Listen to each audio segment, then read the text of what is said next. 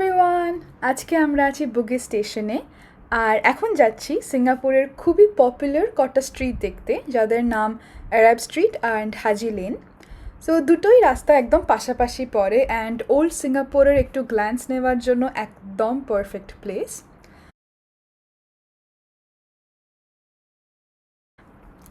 So Haji lane হচ্ছে basically একটা public street, যেখানে আছে খুবই সুন্দর boutiques, bars, cafes and restaurants. আর সেগুলোর থেকেও যেটা বেশি পপুলার, মানে যেটা এই পুরো স্ট্রিটটার হিপ ফ্যাক্টরটা বাড়িয়ে দেয়, সেটা হচ্ছে এখানকার স্ট্রিট আর্ট। এই স্ট্রিট আর্টটা দেখতে আর এর সামনে ছবি তুলতে লোকেরা বারবার এখানে ফিরে আসে। এই পুরো স্ট্রিটটা 24/7 অ্যাক্সেস করা যায়, কিন্তু রাতেতেই এটা দেখতে বেশি সুন্দর লাগে, কারণ এই জায়গাটা জানা যায় তার হাসেল অ্যান্ড বাসেলের জন্য। আর সেটা পেতে গেলে সন্ধে বা রাত করেই এখানটা আসা ইজ মোর রেকমেন্ডেড, যেরকম আমরা এসেছি। তো এই ভিডিওটাতে আমি দেখাবো ব্লু জ্যাজ, যেটা এখানকার one of the best food spots. আর তার সঙ্গে দেখাবো হাজি লেন, আর সঙ্গে সঙ্গে পপুলার আরও কটা রাস্তা, যেমন বালি lane, Arab street and beach road. Okay, so this is blue jazz, যেখানে আমরা একটু পরে ফিরে এসে খাবো। বাট আই থট কি আগে আমি একটু ঘুরে নিই, এই দিনের আলোতে একটু স্ট্রিট আর্টটা আমরা এনজয় করে নিই, তারপরে আমরা আবার ফেরত এসে এখানে খাবো।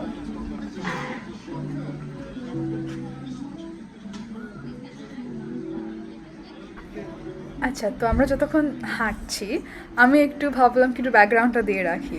সো হাজি লেনের নাম পড়েছে এখানকার বিজনেসের উপর বেস করে। আগে আরব পিলগ্রিম ব্রোকার্সরা সিঙ্গাপুরের মুসলিমসদের জন্য হাজ অ্যারেঞ্জ করতো। আর 1800s যেসব শপ হাউসেসগুলো এখানে আছে, সেইগুলোতে যারা হাজ পিলগ্রিমে যাচ্ছে তারা থাকতো। আর সেই সময় ওরা হকার্স হিসেবে কাছে দোকান লাগাতো, যাতে তাদের বাকি জার্নির জন্য ওরা একটু আর্ন করতে পারে। আর সেখান থেকেই এখানকার নাম হয়েছে হাজি lane.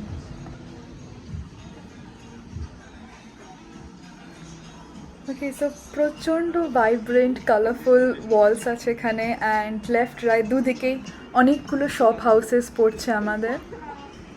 And everything is so pretty and so colourful.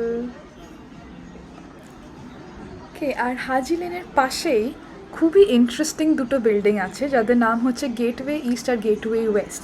এগুলো ইন্টারেস্টিং বিল্ডিং বলছি কারণ কি they appear to be paper thin. মানে এই যে দুটো বিল্ডিং আছে, তারা আসল শেপটা হচ্ছে তাদের ট্র্যাপেজয়েড। আর এই ট্র্যাপেজয়েড শেপটা থাকার জন্য কটা অ্যাঙ্গেল থেকে দেখলে মনে হবে কি আর চারটে দেওয়ালই নেই, বিল্ডিংয়ের ইদার ম্যাক্সিমাম দুটো বা একটা দেওয়াল লাগবে দেখতে। ওকে, সো এবার আমরা হাঁটতে হাঁটতে চলে এসেছি আরব স্ট্রিটে, যেটা ঠিক তার পাশেরই একটা স্ট্রিট। আর আরব স্ট্রিটটাও হচ্ছে এখানকার কালচারালি রিচ ক্যাম্পং গ্ল্যাম হেরিটেজ ট্রেলের একটা পার্ট। আচ্ছা, ক্যাম্পং মানে হচ্ছে মালয়েশিয়ার ভিলেজ বা এনক্লোজার। ওহো, ট্রাইশা! ওকে, এখানে ট্যুরিস্টরা ট্রাইশাতে করে ট্যুর করতে পারে এই পুরো জায়গাটা। It's very nice. I think ওরা ইংলিশে কমেন্ট্রিও দেয়, so if any one's interested, পায়েতে না হেঁটে যদি পুরো জায়গাটা একসাথে দেখতে চান, then you can also try out these trishaw tours which they provide. Okay, but as I was saying, এই পুরো জায়গাটাকে একসাথে ডাকে Kampong Glam. Right, so Arab street popular হচ্ছে তার খুব ব্রাইট কালার্ড ফ্যাব্রিক্স আর টেক্সটাইলসের জন্য। এখানে হ্যান্ড নটেড পার্সিয়ান রাগসও পাওয়া যায়, আর Indonesian batik, silk, in fact Indian ফ্যাব্রিকও পাওয়া যায় এইখানেতে। অ্যান্ড আরব স্ট্রিটেতে কটা এরকম শপস আছে যারা প্রচণ্ড পপুলার। ফর এক্সাম্পল এই শপটা, এখানে টার্কিশ ল্যাম্পস পাওয়া যায়, অ্যান্ড আই থিঙ্ক এর পপুলারিটির রিজনটা বোঝাই যাচ্ছে দেখে, বিকজ এত বিউটিফুল সব ল্যাম্পসগুলো। অ্যান্ড অ্যাজ আই মেনশন, টেক্সটাইলসের জন্য খুব পপুলার, ফর এক্সাম্পল সিল্ক।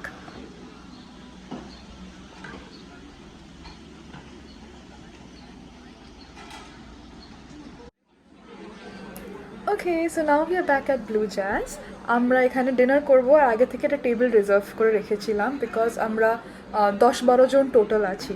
তো যেহেতু আমাদের গ্রুপটা এত বড়, আমাদেরকে আগে থেকে টেবিল রিজার্ভ করে রাখতে হয়েছিল টু এনশিওর কি আমরা এখানে এসে একসাথে বসার সবাই মিলে জায়গা পাই।